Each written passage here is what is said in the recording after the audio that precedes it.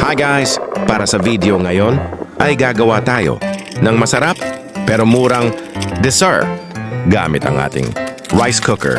Ang mga sangkap na kakailanganin mong gamitin: 1 pakete ng dinurog na graham, 3 pirasong itlog, 2 pakete ng powdered milk.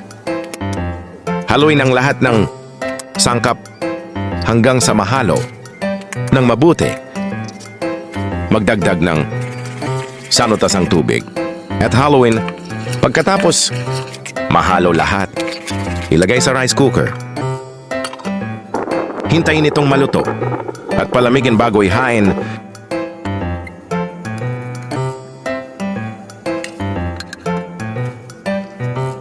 Ngayon ito ay aking titikman. Sobrang sarap. Napakasarap.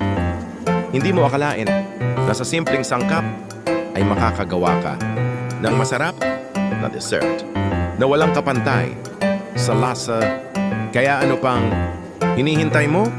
Subukan mo na para lahat tayo ay makakatikim ng masarap ngunit mura. Kung nagustuhan mo ang ganitong luto, maaari mo itong ibahagi o i-like. Salamat sa panonood.